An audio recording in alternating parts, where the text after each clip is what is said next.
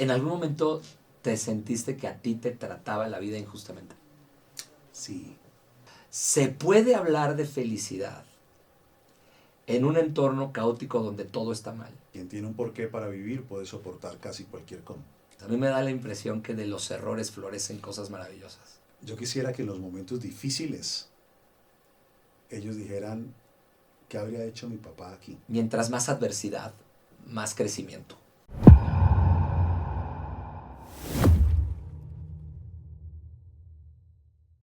Hola amigos, ¿cómo están? Mi nombre es Jorge Rosas y les queremos dar la bienvenida a este subpodcast Energizers. El día de hoy tenemos un invitado de súper lujo, es un psicólogo colombiano, autor de múltiples libros, experto en temas de bienestar, en felicidad. Tenemos en el estudio de Mundo Ejecutivo a nuestro querido Efrén Martínez. ¿Cómo estás, Efrén? Feliz de acompañarte, Jorge, sobre todo en un lugar que creo que me voy a sentir como en casa. ¿Verdad que sí? Exacto. No, muchas gracias por estar acá, querido Efraín. Y la verdad es que estoy muy contento, muy emocionado de tenerte acá. Obviamente, para nosotros ha sido un total logro poder lograr que tú estés acá con nosotros el día de hoy, porque este podcast, y ya lo verás en el transcurso de esta charla, busca energizar a otros seres humanos y sé que ese es tu propósito de vida. O sea, al final de cuentas, por todo lo que has vivido y las situaciones que te han ocurrido y de lo que hablaremos el día de hoy, entiendo que ese propósito que te mueve y te empuja a todo lo que haces está muy conectado con esto. Así que para nosotros, qué mejor que tener a alguien que comparte esa visión y ese sueño. Pues muchas gracias, Jorge.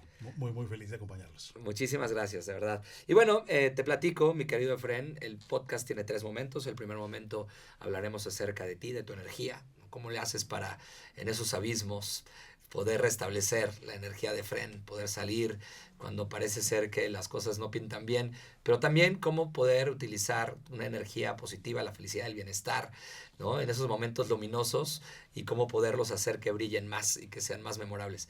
Después hablaremos de cómo energizar a otros, cómo poder lograr hacer que otros que quizá perdieron la fe, que perdieron la esperanza, que han cometido demasiados errores, ¿no? Y como lo platicaremos en el podcast que tú tienes, ¿no? En esos errores se pueden encontrar fuentes inagotables de energía también. Y en tercer lugar, la energía que tú quieres que se quede en el mundo cuando Efraín ya no esté. ¿Te parece bien? De una. ¿Le entramos? Le entramos. Buenísimo. Oye, bueno, a ver, lo primero, déjame decirte que cuando leí tu historia y estuvimos haciendo la investigación para esta entrevista, no pude sino sentirme identificado muchísimo con muchas cosas que tú viviste, ¿no? Obviamente esta infancia en el departamento en Cúcuta, y toda esta etapa de tu vida en la que de pronto, pues tú dices ser una persona muy tímida, quizá algo retraída, ¿no? Que de alguna manera odiaba las injusticias. Nos gustaría conocer en esta primera parte del podcast quién era ese niño. Uy, Jorge, pues era un niño que se sentía muy raro y muy extraño, como un bicho extraño, y que no entendía por qué el mundo funcionaba como funcionaba. O sea, no entendía por qué la gente hacía ciertas cosas que afectaban a otros, no entendía por qué habían ciertas diferencias sociales, no entendía y lo pensaba todo el tiempo y me parecía rarísimo, rarísimo, rarísimo, y con un sentimiento de como si me hubiera equivocado de planeta, básicamente. Era como que, ¿a dónde caí? O sea, ¿qué es esto? ¿No? Sí, sí, sí. Esa era muy como la sensación, Uh-huh. muy metido en mi cabeza, muy metido en mi cabeza, pensando, solucionando problemas en mi cabeza que no podía solucionar porque era muy chiquito, Uh-huh. y haciéndome muchas promesas, como que cuando sea grande, tal cosa, cuando logre esto, entonces haré esto, otro, eh, con un sentimiento interno muy de estoy en un mundo muy injusto, o estoy en un mundo que es difícil de entender y de comprender, y, y una sensación de soledad y de no poder hablar de estas cosas con nadie, porque cuando lo hacía, pues me miraban como un bicho raro, Sí, sí, ¿qué le obviamente, pasa? como que, ¿qué le pasa? Claro. ¿Qué le pasa?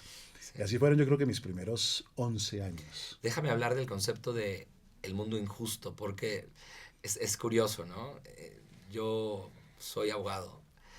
Cuando me gradué de la escuela de Derecho, de la Escuela Libre de Derecho, así se llama, en México, Me acuerdo que en mi examen profesional me preguntaron qué era la justicia y mi respuesta para provocar al sínodo fue, no sé y no importa.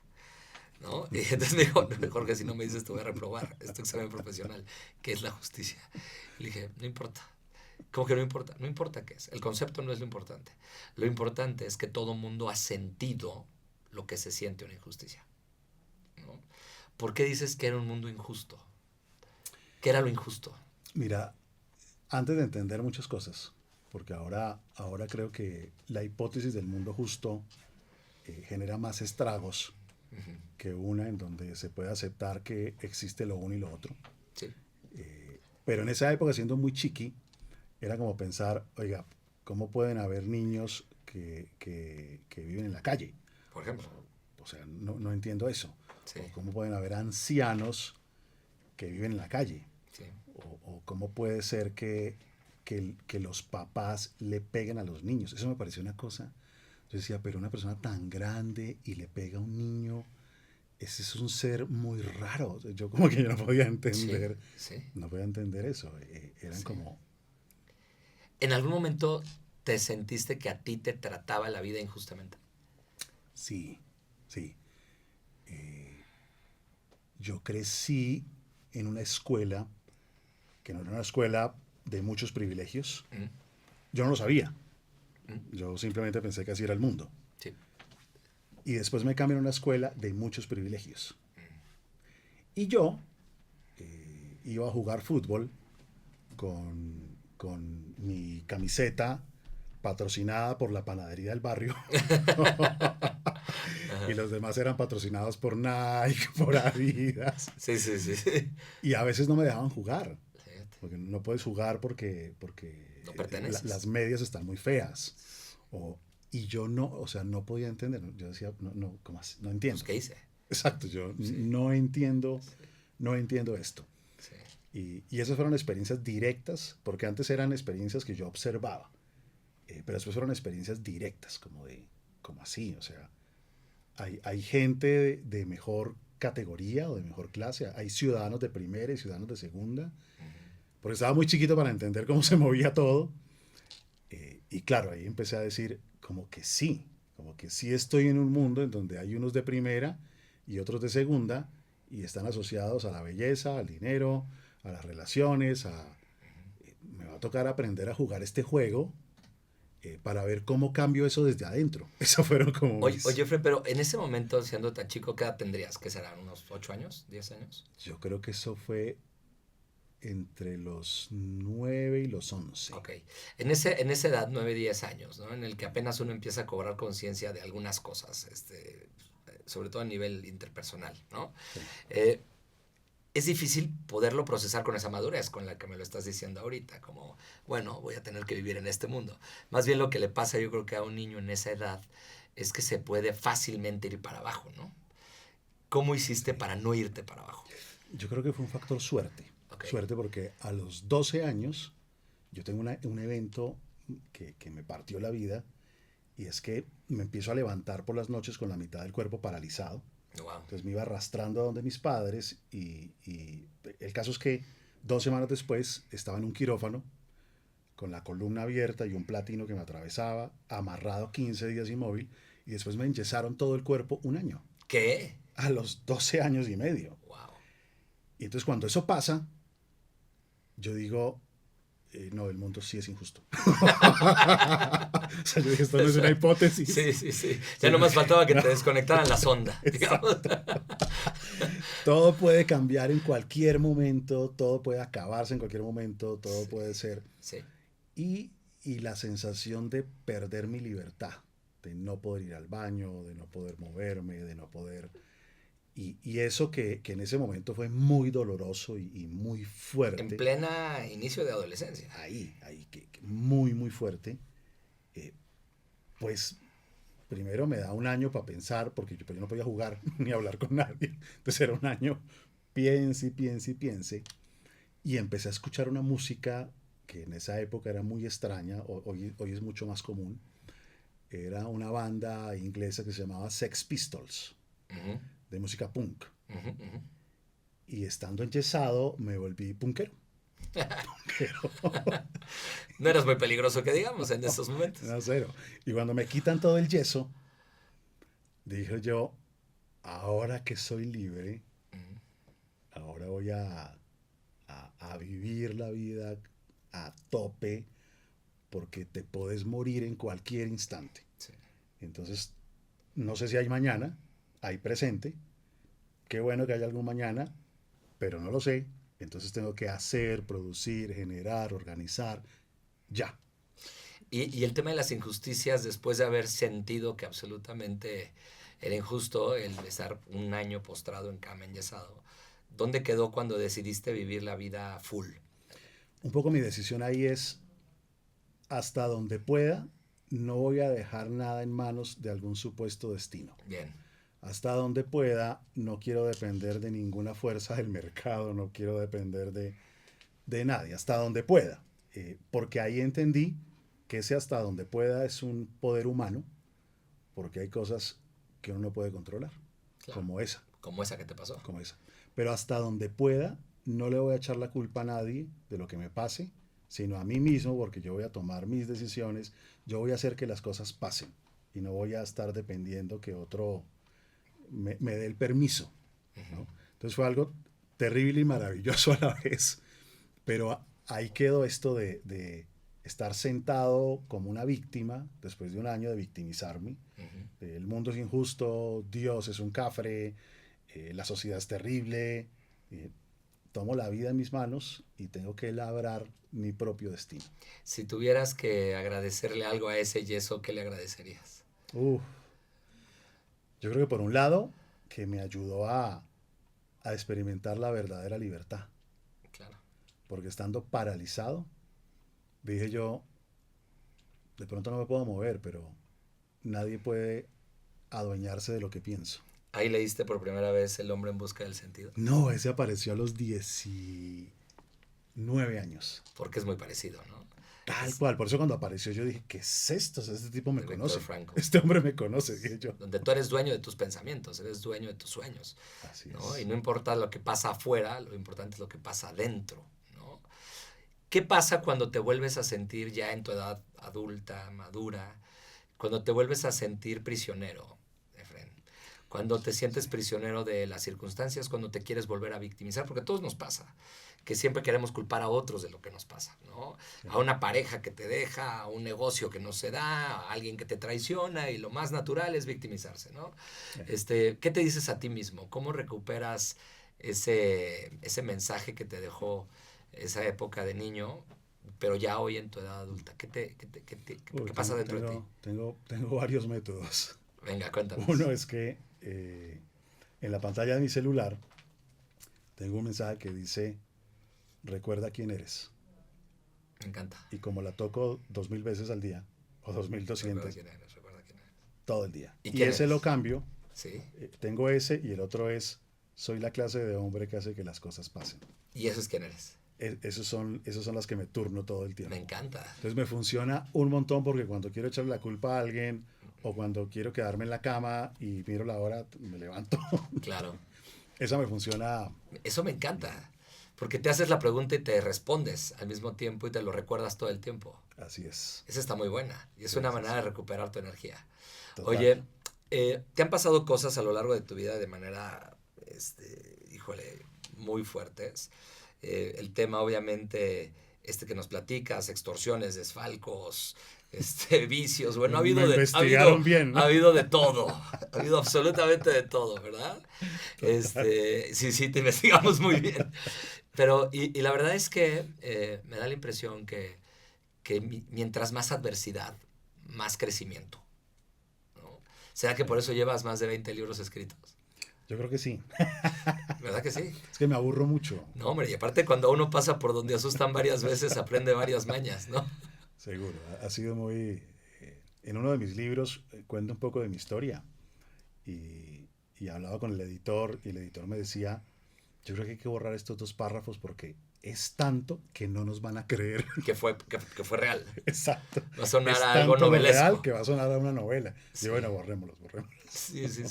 Oye, déjame platicarte un poquito de la segunda etapa, ¿no? Esta parte en la que entras a aprender y a dominar todos estos temas de bienestar, de felicidad, de propósito, de conexión. Cuando te metes de lleno a estudiar la carrera de psicología y desde luego a enfocarte en esta área del desarrollo humano que tiene que ver con el happiness y con el well-being, básicamente, bienestar y el desarrollo personal.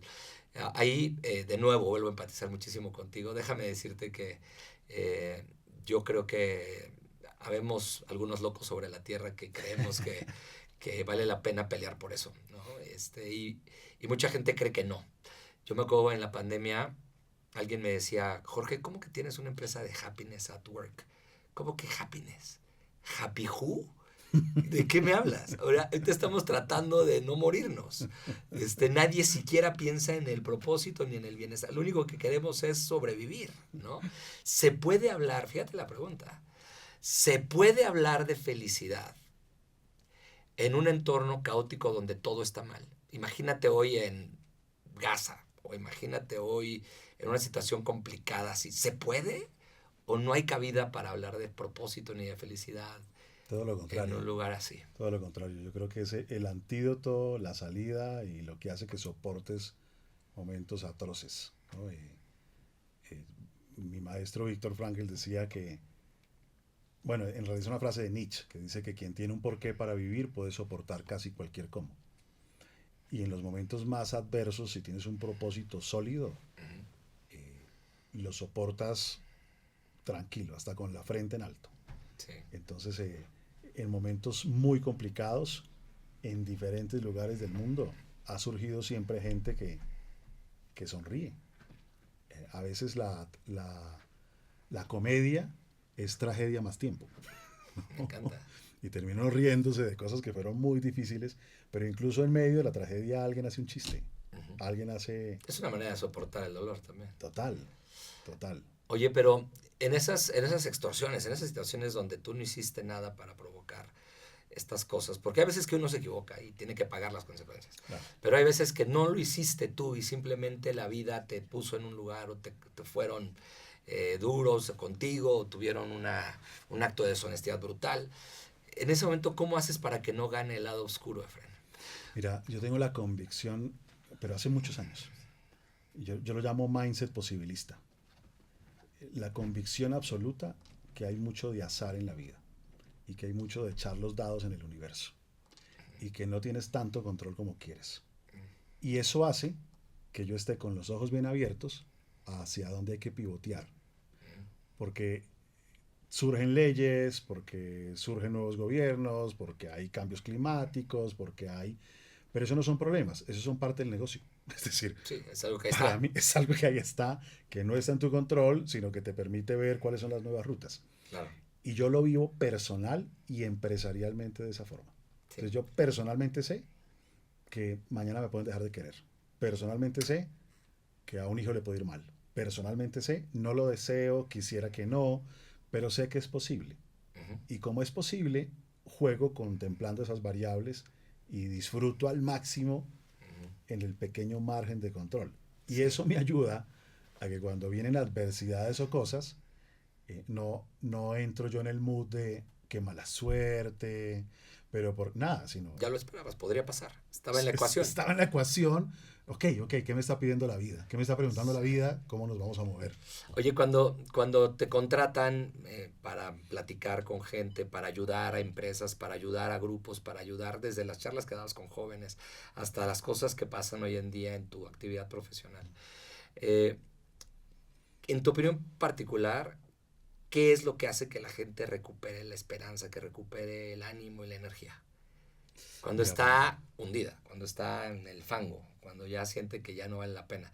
Yo me acuerdo de un amigo, me decía, en su trabajo lo veía tan triste y me decía, esta es la cárcel que yo elegí. Así me decía, ¿no? ¿Cómo le haces para sacar a alguien de esa cárcel? Yo creo que una de las salidas más poderosas, por lo menos para encender el fuego, después hay que hacer otras cosas, para mí es el propósito. No. Para mí es el propósito, pero no el propósito como una pistola, sí. Ni la felicidad como una pistola, ni la felicidad de Instagram, sino una felicidad y un propósito con todo y cicatrices, sí. Con todo y heridas. Y cuando te conectas con eso y cuando ves el aporte de valor que le puedes generar a otros, incluso en medio de tu propio drama, ahí te levantas. O hasta gracias a tu drama. ¿No? Hasta gracias a tu drama. Gracias a tu drama. O sea, a mí me gustó muchísimo el podcast que tienes actualmente que se llama El Rincón de los Errores, ¿verdad? El Rincón de los Errores. A mí me da la impresión que de los errores florecen cosas maravillosas. Es uno de los caminos más poderosos. De hecho, ahí hay un error que llamamos el error favorito. El error favorito quiere decir que, suena rarísimo, pero quiere decir que hay errores que tú miras hacia atrás y ya no los puedes considerar errores. Claro. Sino los puedes considerar como disparadores que te llevaron a un nuevo rumbo que hoy agradeces. Te catapultan. Que te catapultan, a los que les debes cosas y deberías incluso agradecer haber cometido ese error. Sí. Que no quiere decir que haya que fomentar el cinismo, sino que claro. hay cosas que pasas en la vida y si tú aprendes, vas para adelante. Sí. Y mucho de ese podcast surgió como un grito de decirle a la sociedad, a ver los jueces, dejémoslos de lado, a ver, seamos un poquito más compasivos y más bien aprendamos, ojalá barato y rápido, pero cuando no sea así, igual aprendamos porque claro. va a pasar. Oye, ¿y cuál es tu error favorito? Tengo un listado gigante, pero yo creo que el error mío más fuerte fue mi época de drogas. Ese fue un error fuerte porque yo era plenamente consciente de todo. O sea, yo sabía todo lo peligroso que podía ser, todo. Pero cuando me quitan el yeso a los 13 años y yo digo, hay que vivir porque esto se va a acabar. Claro. ¿Fue antes del yeso? No, fue apenas me quitaron el yeso. ¿En cuánto te quitaron? Claro. A la semana, lo tenía planeado. Penduleaste, te fuiste. 3 meses atrás. Te fuiste a tope. Claro, dije yo apenas me quiten el yeso voy a probar de todo. Claro. Me puedo morir. Sí. Pero yo era consciente totalmente. Tanto que me senté con mi padre y le dije, lo voy a hacer. Voy a consumir drogas un tiempo. Y me dijo, no diga eso ni en broma. Y yo, bueno, yo cumplí con decir. El que avisa no es traidor. Dice, en guerra avisada no muere gente y si muere, muere poca. ¿No? Y ese fue un error que me salió caro porque fueron 6 años muy duros. Con mucha paz. Yo sufro de exceso de pasión. Entonces yo digo que hasta lo malo lo hago bien. Hay gente que dice que estas personalidades como la tuya y yo puedo decir que como la mía, a veces somos extra todo, ¿no? Extra trabajadores, extra estudiosos, extra apasionados. Nada medias, no me gusta nada medias. Nada medias. Y eso tiene también ese lado oscuro en el que también lo malo es extra malo, Así es. ¿no? No puede ser poquito malo. No. Tiene que ser all in. Exacto. ¿No? Hasta el fondo, a tocar el fondo del fango y saber a qué repetir, huele allá abajo y volver a repetir, ¿no? Oye, en ese abismo, y lo voy a decir en el título de uno de tus libros, Cuando la vida te confronta, ¿no? Cuando estás ahí y cuando te das cuenta de que el error fue gigante y cuando te das cuenta de que tú provocaste lo que te está pasando, ¿no? Sí. Yo creo que hay una coyuntura en la que tú dices, ¿me pierdo o renazco? Sí. ¿Verdad? Sí. O sea, en el que dices, ya, me dejo ir y me sigo hasta el fondo y vamos a ver qué ocurre, o llegó el momento de regresar. Tal cual. ¿No? ¿Qué te hace regresar? O sea, y te lo pregunto porque a nuestros amigos que nos están viendo y que estoy seguro que están con el ojo cuadrado de lo que nos estás contando, seguramente se lo están preguntando, los que están viviendo una situación así, los que están diciendo, este cuate salió de las drogas, escribió 24 libros, el tipo es exitosísimo, ha logrado cosas increíbles y estaba hundido en un yeso y luego en las drogas. O sea, digo, para acabar rápido, y no conozco lugares más oscuros, ¿no? Y bueno, seguramente lo sabrá, los campos de concentración. Mira, yo estudié 2 años de ingeniería química porque quería hacer drogas que no hicieran tanto daño. Mi locura era, quiero hacer drogas que no hagan tanto daño, porque si esto me gusta tanto, pues vamos a hacer unas drogas que no hagan tanto daño. Y estando en la universidad, en la Facultad de Ingeniería Química, veo un letrero que traía 12 preguntas acerca de las drogas, y yo contesté a las 12 que sí. Decía, ¿has prometido disminuir tu consumo y no has podido? Yo sí. ¿Has gastado más dinero del que deberías? Y yo sí. Bueno, contesté a las 12 que sí, y abajo decía, si contestaste a más de 4, tienes un serio problema con las drogas. Y entonces yo dije, yo estoy estudiando ingeniería química, juego fútbol 3 veces a la semana, están locos, ¿no? Pero pues voy a dejarlas un tiempo, entonces voy a dejarlas un mes, no pude ni un día. Entonces al día siguiente no pude y yo dije, uy, ¿cómo así? Bueno, empiezo el lunes y llegó el lunes y no pude. Yo dije, ¿cómo así? O sea, ¿qué está pasando? Y ahí tuve un mes de intentar, hasta que yo dije, otra vez perdí la libertad. Y tuve la misma sensación de cuando me pusieron el yeso. Estoy atrapado. Y dije yo, no, tengo que hacer lo que sea. Y duró 6 meses tratando de salir y no puedo. Yendo a grupos, psiquiatras, unidades de salud mental y no puedo. Y dije, no, me tocó levantar la mano y pedir ayuda. Entonces llamé a mis papás y les dije, vénganse para acá, necesito que me ayuden porque llevo 6 años drogándome. Y mi papá me miraba y me decía, ay, Efren, usted y sus historias. Y yo, llevo 6 años drogándome. Me dijo, pero no puede ser si usted ganó las Olimpiadas Matemáticas, no puede ser si usted tal cosa. Y yo, llevo 6 años drogándome, necesito que me internen. Me dice, ay, conseguimos un sitio, bueno, que dura un mes. Y yo, no, usted no está entendiendo. Yo necesito que me interne como un año, porque esto está muy grave. Y fue ese punto, fue la sensación, no soporto perder la libertad. Pero salió de ti. Salió de mí. Salió de ti. No, ellos ni sabían, me tocó a mí contarles, Sí. porque a pesar de tener consumos de 2, 3 días enteros con 2 noches sin dormir, de largo, con cocaína, funcionaba. Más o menos funcionaba. O sea, pasaba, ¿no? Entonces era muy difícil para ellos creer que yo estaba en esas cuando todo era genial, todo funcionaba perfecto. Sí, dicen por ahí que cuando estás cerca del infierno todo se parece mucho al cielo. Exactamente. Y que cuando estás muy cerca del cielo de pronto cuesta mucho trabajo como si estuvieras en el infierno. Así ¿no? es. Ese es el punto de inflexión. Ahí vuelvo a sentir que perdí la libertad y no lo soporté. Oye, qué valiente. Porque después de haber estado encerrado en un yeso un año, pedir que te encerraran de vuelta otro año, Así, era regresar a donde prometiste no volver. Tal cual. ¿no? Tal cual. Y eso explica, me parece mucho, Efren, por qué hoy trabajas tan duro en este propósito de lograr conectar con personas y ayudarles a que vivan una vida plena, porque quizá en el fondo es la manera de devolverle a la vida la libertad que tú mismo te autoinfringiste. Ese es mi propósito. Ese es mi propósito. Desde, yo tengo clínicas donde la gente se hospitaliza. Sí. Es una de las líneas de negocio de nuestro grupo. Dirigidas a eso. O sea, todos nuestros programas van dirigidos a la libertad y al propósito en los diferentes escenarios, en las diferentes formas, pero digamos que nuestro tema es ese. Y cuando tienes a una persona, y de nuevo estamos en el segundo pilar de energizar a otros, cuando tienes a una persona que te dice, muchas gracias, Efren, pero ya no vale la pena. Me acuerdo mucho, ¿viste la película de Elvis Presley? No. Vela.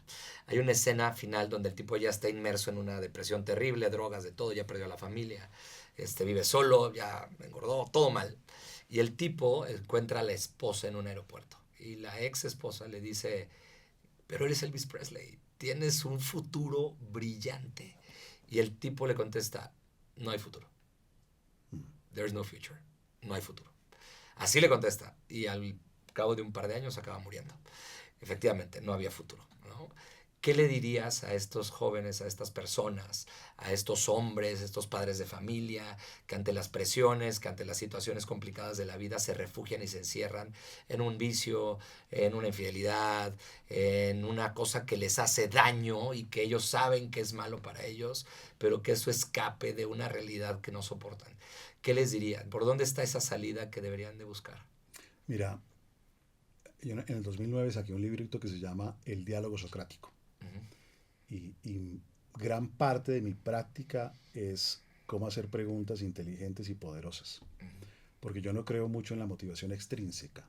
Yo creo 10% extrínseco, 90% intrínseca. Y ese 10% extrínseco es, yo voy a dejar que te caiga el mundo encima sin defenderte y que asumas tu responsabilidad. Y esa es la motivación extrínseca. Pero el otro 90% es cómo puedes tú conectar a alguien con cosas sin imponérselas y sin decírselas. ¿Cómo le haces preguntas para que esta persona por sí mismo pueda encontrarlo? Pero cuando alguien te dice, no, es que no hay futuro, pero es que si no hay futuro no tienes nada que perder, podemos intentarlo. Pues claro, porque, de cualquier manera está perdido. Exacto, no hay nada. Y el diálogo socrático es el arte de ayudarle a las personas a que encuentren sus propios caminos y su propia verdad. Y mucho de lo que nosotros hacemos es eso, es hacer preguntas inteligentes. Hay una parte lo que investigamos de ti, que hablabas de no volverse a equivocar. No me puedo volver a equivocar, decías, cuando pasó un tema personal, ¿no? No sé si nos lo quieras platicar, pero esa parte me costó mucho trabajo digerirla cuando te estudié, porque el ser humano por sí mismo se equivoca todos los días. Sí. El no perdonarse las equivocaciones o los errores es tanto como no perdonarse ser humano, Sí. ¿no? ¿Puede uno evitar equivocarse? No, no hay forma, no hay forma. Lo que pasa es que cuando experimentas culpa, Ajá. tienes la sensación de necesitar que algo te libere de la culpa, que algo Sí. te libere de ese peso.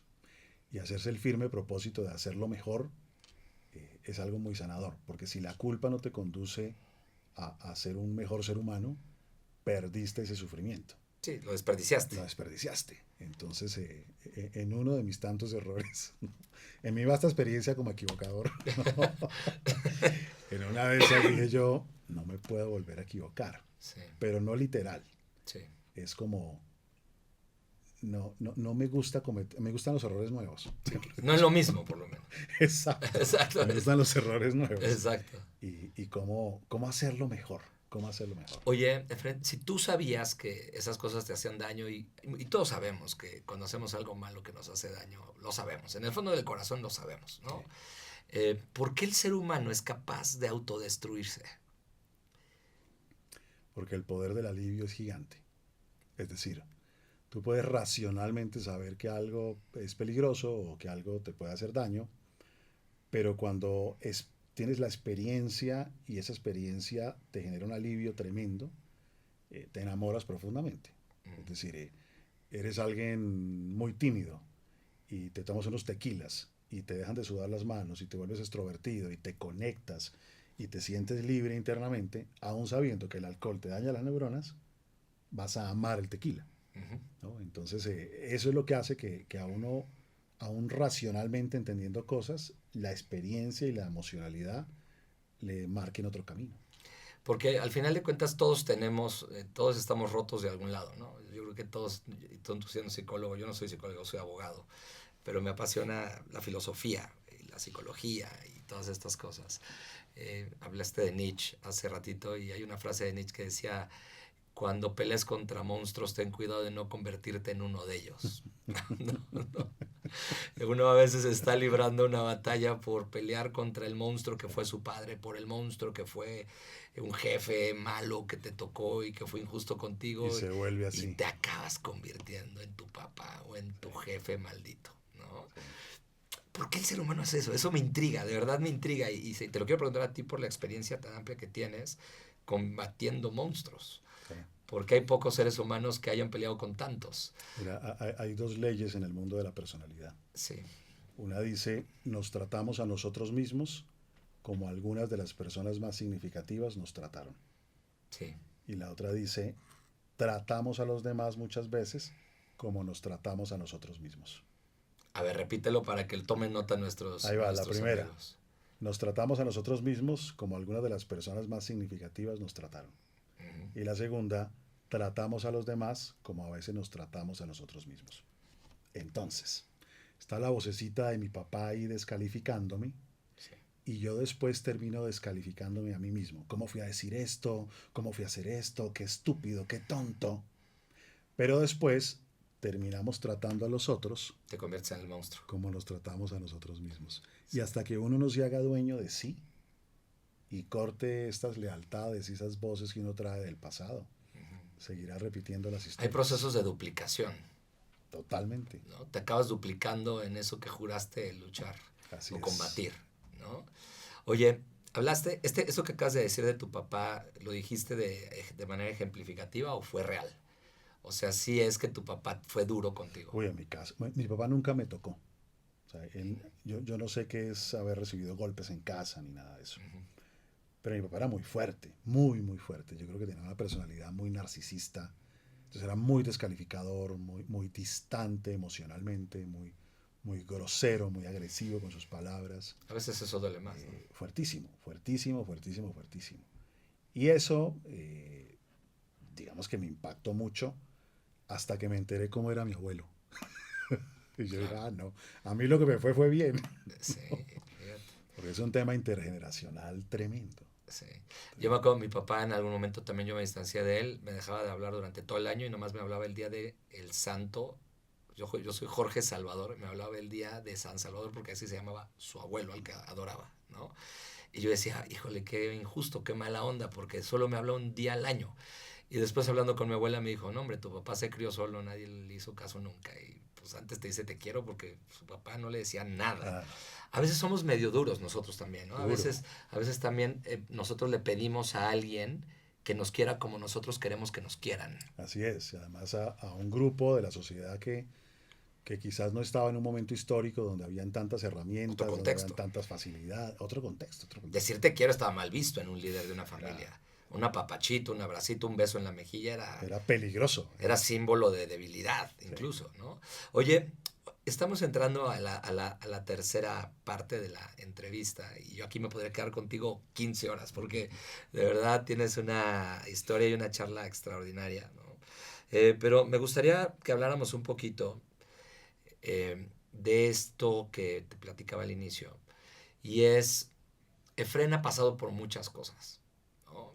Por muchos errores, por muchas prisiones, por muchas presiones, por muchas cosas que te podrían haber convertido en otro ser humano y tú optaste, porque creo que al final uno Sí. opta, ¿no?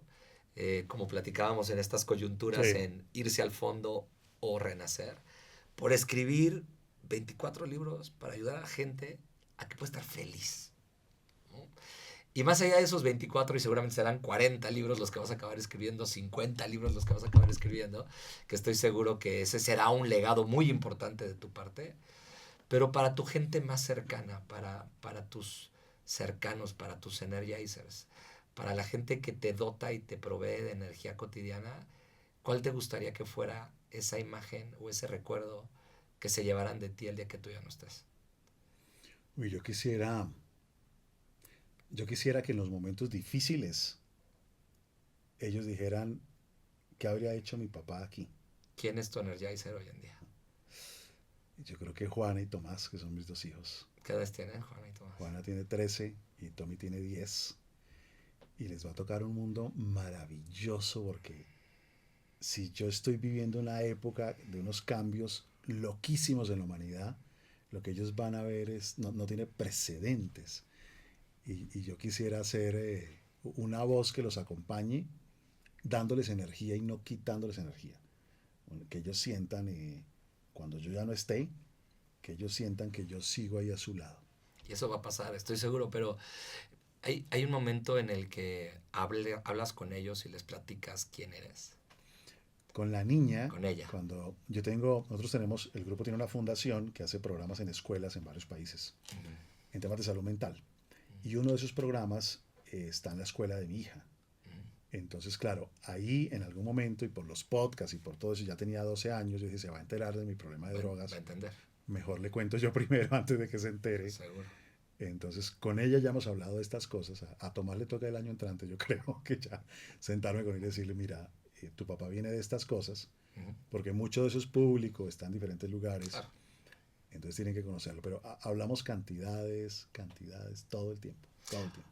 ¿No sientes que mucho de lo que le estás dejando a tu hija, más allá de un papá que nunca falló, que es impoluto, que no tiene errores, es un papá que se supo rehacer ante la adversidad?